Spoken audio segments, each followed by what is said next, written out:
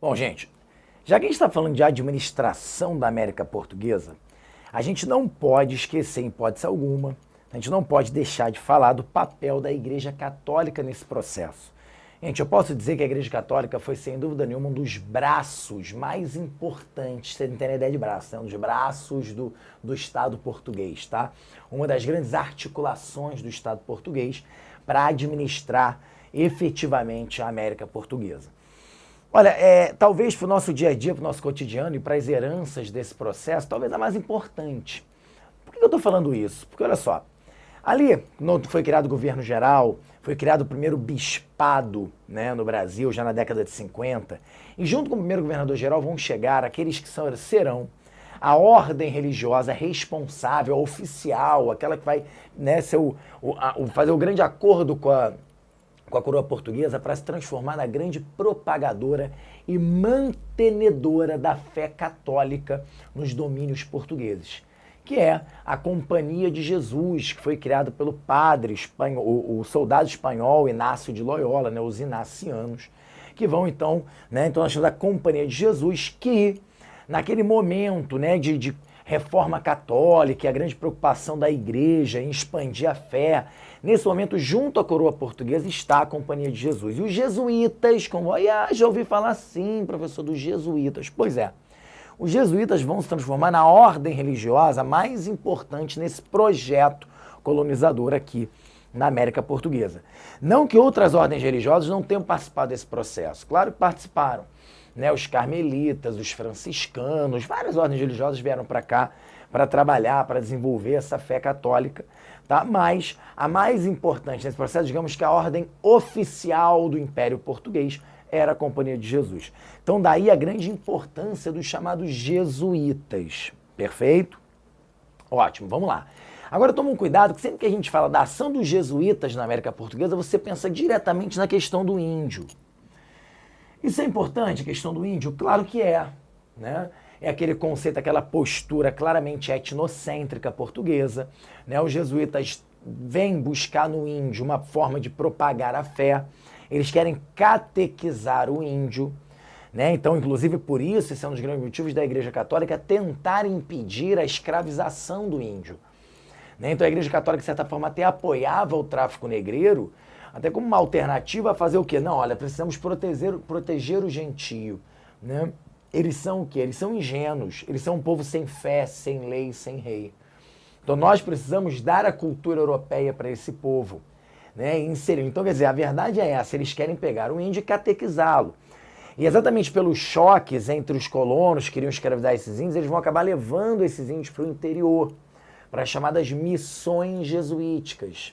Isso gerou, inclusive, um afastamento do índio em relação... A gente vai falar um pouco mais sobre isso, mas gera um afastamento do índio em relação ao litoral, em relação a essa vida cultural da colônia, né? Repara que hoje nós temos aí uma pequena influência dessa cultura indígena. Nós paramos para pensar o quanto poderia ser.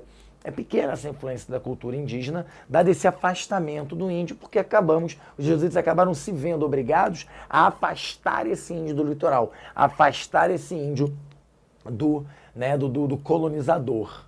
Perfeito? Então eu não quero agora que você preste muita atenção na questão indígena. A gente vai falar mais sobre isso depois. Eu estou falando de administração portuguesa da América. Então é muito importante a gente saber a ação dos jesuítas, a ação da Igreja Católica junto aos colonos. Junto aos colonos que para cá vieram viver. Né? Então eu tenho aqui aqueles portugueses que vieram para cá, vieram constituir família, desenvolver atividades econômicas.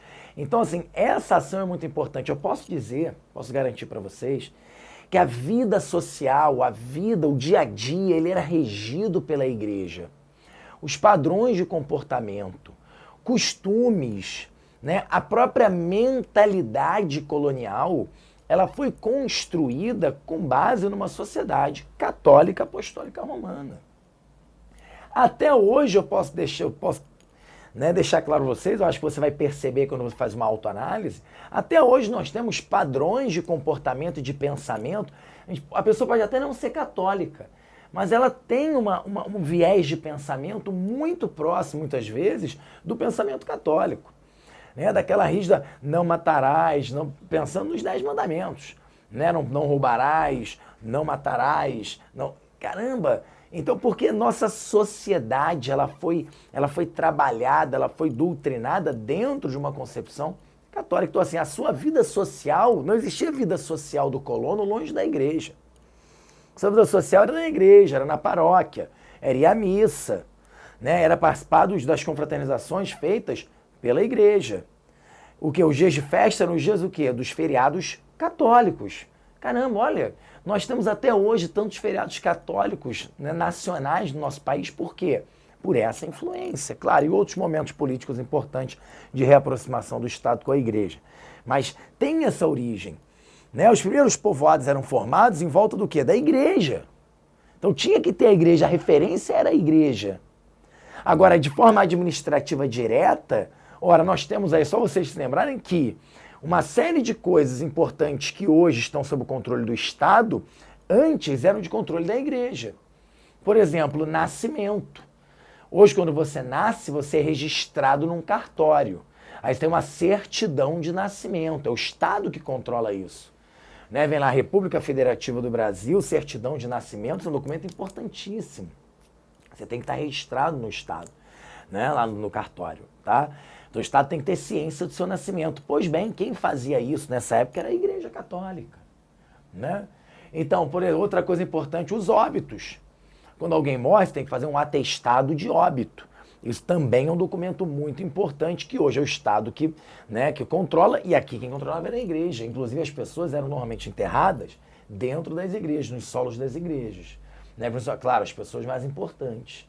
Havia esse costume, então a igreja enterrava e controlava essa questão de nascimentos e óbitos. Casamento, por exemplo. Ora, nós tínhamos os casamentos controlados apenas. As uniões estáveis eram feitas pela igreja. Quem legitimava aquela união era a igreja apenas. Hoje, por exemplo, no seu país, que é um Estado laico, você pode casar só no civil. Né? Você tem o reconhecimento pela lei de uma união estável, com direitos, inclusive, né, assegurados pelo Código Civil brasileiro. Aqui isso não existia.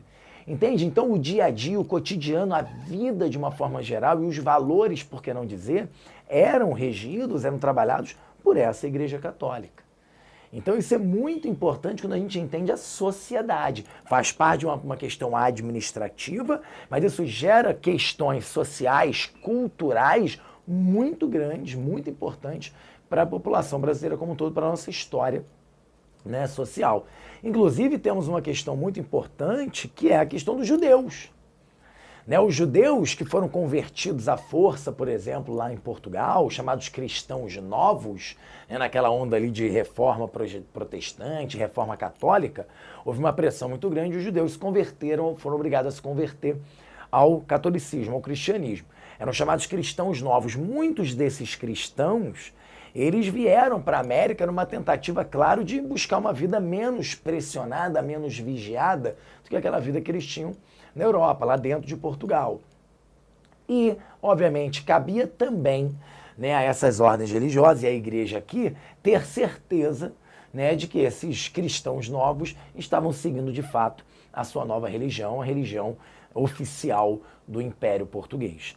Então, gente, lembrar sempre, quando a gente fala de administração portuguesa, não é só as capitanias hereditárias, o governo geral, as câmaras municipais, mas também o importante braço, a importante presença dessa instituição extremamente rica, poderosa, tá, que era a Igreja Católica.